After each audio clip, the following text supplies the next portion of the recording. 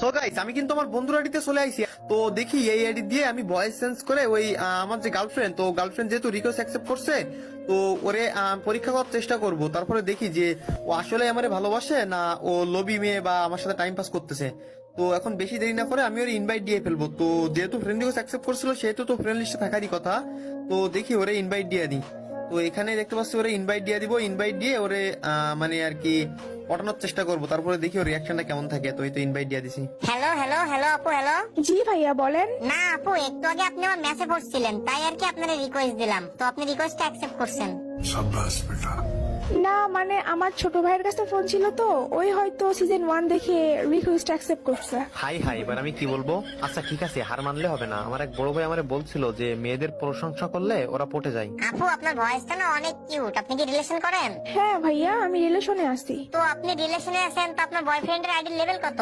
আমার বয়ফ্রেন্ডের লেভেল মাত্র 1, আর ওর নাম মিরাজ। ओह यार यार ये कितनी औसम है यार। আরে আপু, আপনার বয়ফ্রেন্ডের লেভেল হ্যাক। আপনার বয়ফ্রেন্ড তো ফকিন্নি।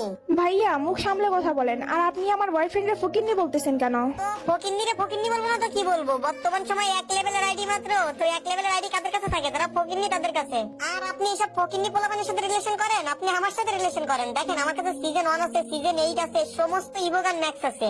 না থাক, আমার দরকার নাই সিজন 1 সিজন 8। আমার বয়ফ্রেন্ডে নিয়ে আমি অনেক হ্যাপি আছি। আরে আপু, আপনি একবার একটু ভালো করে চিন্তা করে দেখেন। আপনার বয়ফ্রেন্ড তো বট, ফকিন্নি। ওরে নিয়ে কি আপনি আপনার বান্ধবীদের সামনে মুখ দেখাতে পারবেন? আরে সমাজে কি ওর মতো বট টট নিয়ে মুখ দেখাতে পারবেন?